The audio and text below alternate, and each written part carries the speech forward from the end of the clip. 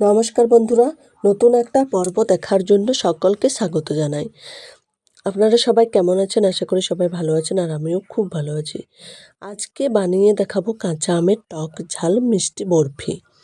এইভাবে যে এত সুন্দর বরফি বানিয়ে নেওয়া যায় কাঁচা আম দিয়ে, না দেখলে বিশ্বাসই করতে পারবেন না। আর খেতে এত ভালো লাগবে, দেখবেন খেতে খেতে মুখ ফিরবে না। তো চলুন, আশা করছি রেসিপিটা অনেক ভালো লাগবে। প্রথমে আমি আমগুলো খোসা ছাড়িয়ে নেব। ভালো করে ছাড়িয়ে নেওয়ার পর আমগুলো আমি ছোট ছোটোভাবে কেটে নেব।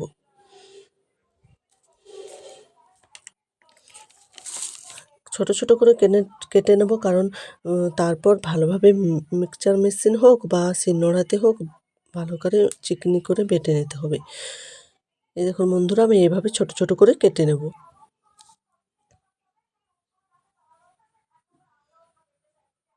এইভাবে ছোট ছোট কেটে নেব। কাটা হয়ে গেছে আমার ছোট ছোট করে। আসলে বন্ধুরা, আমার আম বেশি ছিল না, তাই বেশি হয়নি। এবার আমি কড়াইতে বসিয়ে দিয়েছি 5 ফোড়ন আর 3টি শুকনো লঙ্কা। এগুলো একটু ভাজা করব, তারপর শিলনোড়াতে বেটে নেব। এই দেখুন বন্ধুরা, ভাজা হয়ে গেছে। শিলনোড়ায় আমি বেটে নিয়ে এসেছি আমটাও আর এটাও। বাটা হয়ে গেছে। এবার আমি কড়াই বসিয়ে দিয়েছি। কড়াইয়ে আমের পেস্টটা দিয়ে দিয়েছি। এটা এবার নেড়ে চেড়ে ভালো করে নেব।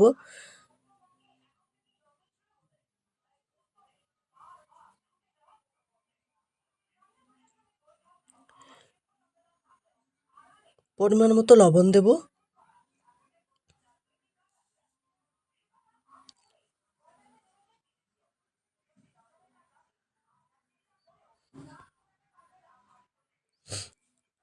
চিনি দেব।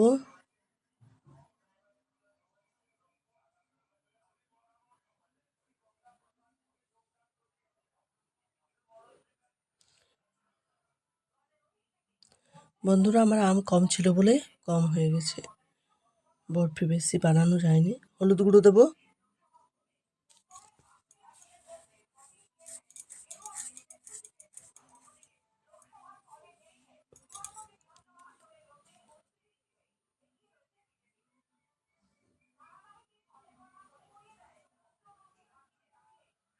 এবার গুঁড়ো করে রাখা ওই মশলাটা দিয়ে দেবো।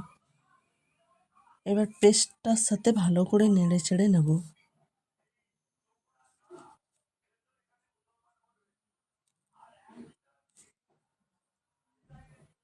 এই দেখুন, বলতে বলতে পেস্টটা সেট হয়ে গেছে। এবার আমি ভালোভাবে একটা পাত্রতে তেল ঢেলে মেখে দেবো।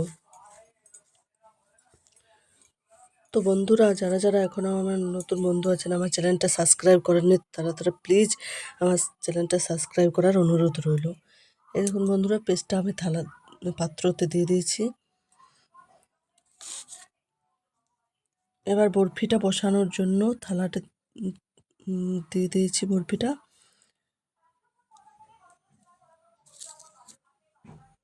এই দেখুন বন্ধুরা, শুকনো হয়ে গেছে। এই দেখুন বন্ধুরা, এটা বলতে বলতে সেট হয়ে গেছে। শুকনো হয়ে যাবে উপরের দিকটা। এটা কিন্তু কোনোভাবেই রেস্টে রাখানোর কোনো দরকার নেই, আর রোদে দেওয়ার তো কোনো ঝামেলাই নেই।